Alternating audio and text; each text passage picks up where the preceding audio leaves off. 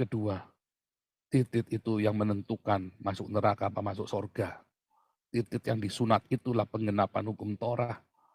Muhammad tititnya nggak disunat, tapi tititnya malah diumbar kemana-mana, janjiin nanti di surganya ada tititnya itu bisa happy-happy, saudara.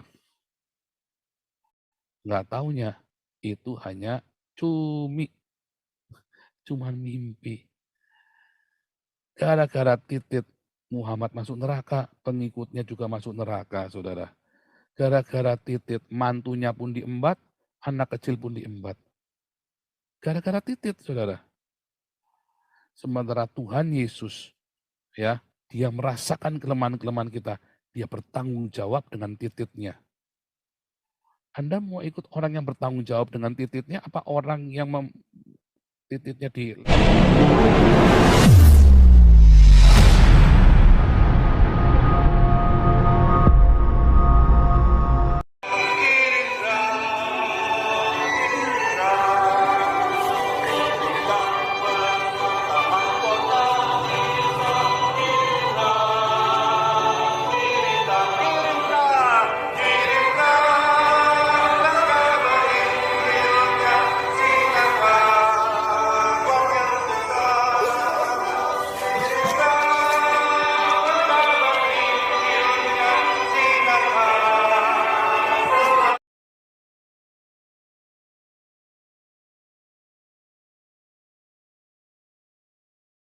Ngamuk kalau titit nggak bangun.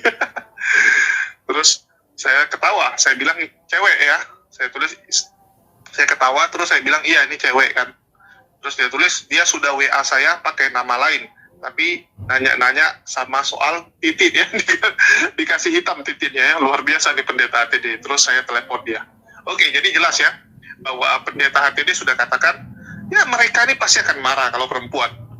Bayangkan mereka berharap mereka melakukan hubungan suami istri, ya, berhubungan intim itu nanti sama Yesus setelah di surga, karena mereka menganggap mereka adalah mempelainya, ya, mereka lah mempelai yang akan dinikahi oleh Yesus. Terus tititnya nggak bisa bangun, ya marah lah. Apalagi ini kan Mikana juga salah satu orang yang sangat berharap pastinya ya, sebagai seorang misionaris, ya seorang pengabar Injil, tentu saja besar harapan dia adalah yang terpilih, dia yang dipilih sebagai pengantin.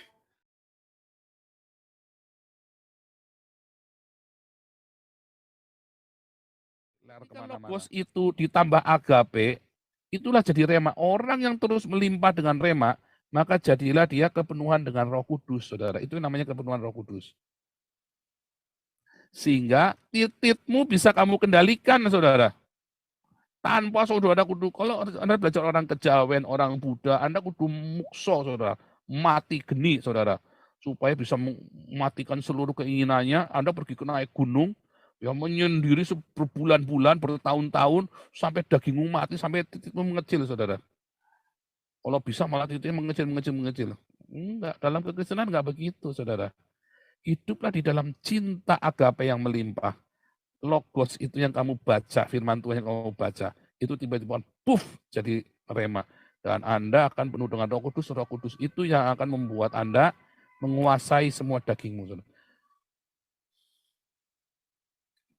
Sehingga Anda bisa mengendalikan titit itu, saudara. Titit yang kecil, tapi nakalnya minta ampun, bikin orang bunuh-bunuhan. Iya kan? Gara-gara titit kan? Yang bikin rumah tanggamu berantakan, gara-gara kamu tidak bisa kendalikan tititmu kan? Iya kan? Penting ya, itu ya, pengertian Anda tentang titit itu tadi, bagaimana menguasai tititmu itu, saudara. Nah, sekarang kita lanjut ya. Sekarang titit yang kedua, saudara. Di dalam Matius tadi ya, dikatakan di dalam Lukas tadi ya, di dalam Lukas 2. Ya, di dalam Lukas 2 ya, Yesus disunat tititnya, saudara. Kan disunat kan? Ketika genap 8 hari ia disunat. Ini penting, saudara. Titit lagi, saudara. Titit lagi disunat, saudara. Yang disunat kan tititnya. 8 hari. Pertanyaannya, Muhammad disunat enggak? Enggak, saudara. Tidak ada satupun ayat di Al-Quran dan hadis yang sahih yang mengatakan Muhammad itu disunat. Mengapa? Karena orang Quraisy itu nggak disunat. Termasuk Muhammad. Jadi kalau bilang Muhammad disunat, bingung saudara. Orang Quraisy itu nggak disunat, saudara. Mana ada orang Quraisy sunat? Nggak ada tradisi sunat dalam tradisi orang Quraisy. Muhammad orang Quraisy, saudara. Muhammad mengenal kekristenan, baru ketemu sama istrinya.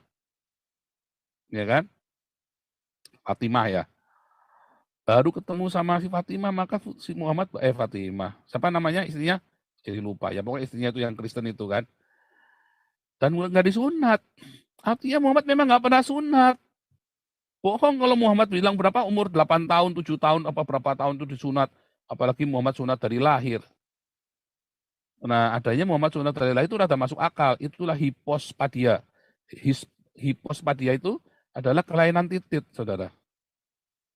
Nah, itu masuk akal. Kelainan titit. Makanya Muhammad kencingnya jongkok. Udah pernah saya ajarin dulu ya. Kenapa Muhammad kencingnya jongkok? Para sahabatnya kencingnya berdiri. Tetapi Muhammad kencingnya jongkok. Karena kalau dia berdiri, muncrat-muncrat semua, saudara. Artinya Muhammad tidak menggenapi Torah sama sekali. Dia bukan keturunan Ismail. Dia keturunan orang Quraisy yang tidak disunat. Orang Quraisy itu nggak ada yang disunat, saudara. Nggak ada ceritanya orang Quraisy disunat. Nggak ada, saudara. Ya, nggak pernah ada arkeologinya apapun orang Quraisy itu disunat. Nggak ada orang Quraisy disunat sukunya Muhammad itu. Jadi Muhammad itu tidak mungkin disunat. Makanya ada hadis yang Hasan berkata bahwa Muhammad disunat dari kandungannya. Itulah hipospadia. Penting masalah titit disunat ini. Mengapa? Karena Yesus adalah sebuah nubuatan, penggenapan dari nubuatan yang ada di dalam kitab Torah dan kitab para nabi. Makanya Yesus harus punya titit, saudara. Supaya untuk menunjukkan saya menggenapi. Dan tititnya itu disunat. Sesuai dengan hukum Torah. Klop menggenapi. Ada titit yang disunat, maka Yesus bisa menjadi penggenap Torah. Berbeda dengan Muhammad yang ngaku-ngaku dijanjikan oleh Musa. Kalau Muhammad adalah nabi yang dijanjikan oleh Musa, maka Muhammad harus punya titit yang disunat, saudara. Harus punya titit yang disunat. Karena dia mau menggenapi perkataannya Musa dan perkataannya Yesaya. Maka Muhammad harus disunat. Tetapi Muhammad tidak ada bukti penyunatan Muhammad. Karena orang Quraisy juga tidak disunat. Jadi nggak ada cerita Muhammad kecil disunat, tujuannya buat apa coba orang Quraisy menyembah berhala? Nggak ada yang sunat.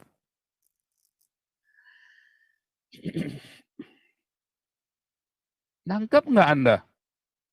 Gunanya tititnya Yesus. Pertanyaannya saudara, apakah tititnya ini ya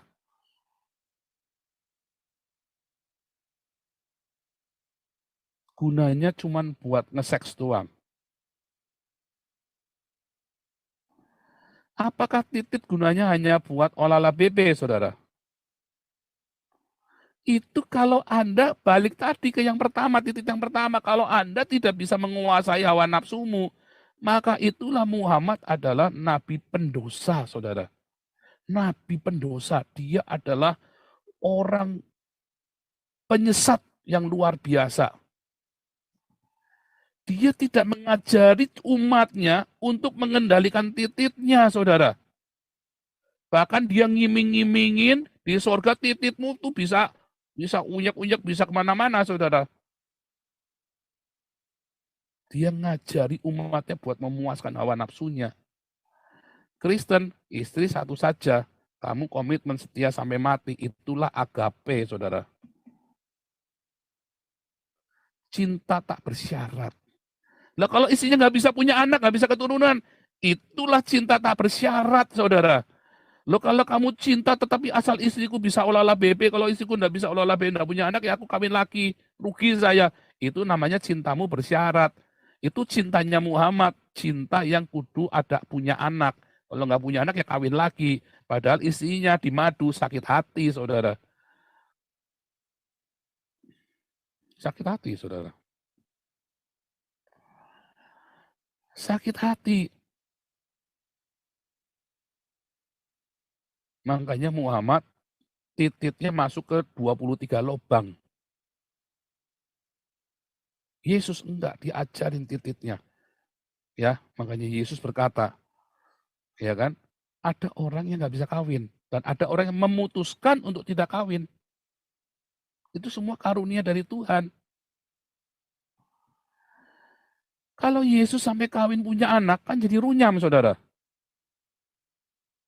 Disembah nggak? Disembahlah sama orang lah. Makanya Yesus memutuskan tidak menikah. Benar nggak? Lalu itu yang sama bukti-bukti, ya itu kan hoax semua. Itu kan hoax semua, saudara. Yang kamu sama Magdalena punya anak segala macam. Lah iya, itu hoax semua. Nggak pernah bisa dibuktikan. Masalahnya ada orang namanya Yesus, istrinya Maria. Atau apa benar-benar itu sama-sama Yesus yang itu? Kan enggak kan, nggak ada buktinya kan. Yang tertulis, 4 kitab yang tertulis sudah menjelaskan seperti itu, saudara. Anda mau cari bukti yang lain, makanya ada 4, saudara. Matius, Markus, Lukas, Yohanes. 4-4 yang menuliskan Yesus tidak menikah. Titit itu gunanya bukan cuma buat olahraga bebe, buat kencing. Iya kan? Perlu titit juga laki-laki. Perempuan melalui apanya, saudara? Uretranya. Bukan melalui vagina ya. Jadi nggak ada salahnya dengan Tuhan itu bertitit. Justru membuktikan dia adalah Tuhan yang kita tunggu. Mesias, Tuhan segala Tuhan kita, Sang Mesias yang kita tunggu. Karena identitas dari tititnya itu kemudian disunat, bukan Muhammad. Muhammad tititnya tidak pernah disunat, dia bukan yang dijanjikan. Karena dia tidak pernah disunat, dia tidak mengenapi hukum Torah.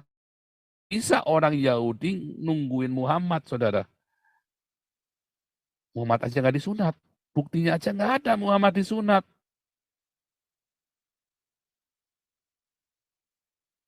Itulah gunanya titit, saudara. Mengapa titit itu menjadi masalah?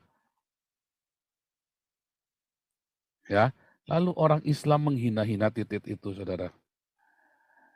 Dia lupa neraka. Kan gara-gara titit orang Islam banyak yang masuk neraka, saudara. Semua ngarep-ngarep kan titit itu tadi kan, titit yang diumbar itu kan, yang diajarkan oleh nabi mereka.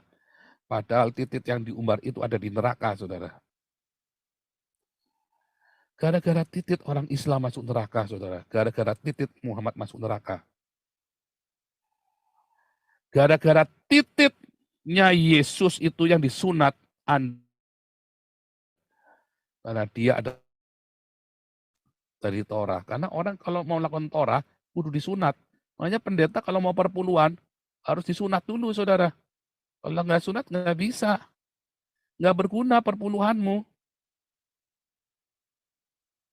Nangkep nggak, saudara? Titit, oh titit, barang yang kecentit, tetapi sungguh menjerit, saudara. Oh menjerit, saudara. Masuk neraka, masuk surga gara-gara titit, saudara. Nggak main-main ya, nggak main-main. Oh ini saya ngomong belak-belakan. Oh menghina Islam, enggak, saudara. Saya lagi membahas. Karena di sini ada banyak orang Islam dan yang membahas tentang titit itu juga orang Islam. Tetapi di sini juga ada orang Kristen yang tidak mengerti mengapa Yesus harus bertitit. Harus, karena dia adalah penggenapan hukum Taurat. Ya, yang menggenapi hukum Taurat. Allah sudah menggenapi janjinya. Manusia belum. Makanya Allah rela menjadi manusia untuk bisa menggenapi itu, saudara. Dengan manusia bertitit. Dimulai dengan sunat, saudara. Torah itu semuanya dimulai dengan sunat. Makanya Yesus harus punya titit sebagai simbol penggenapan Torah, saudara. Tanpa titit itu Anda dan saya masuk neraka. Gara-gara titit kalian pengikutnya Muhammad masuk neraka.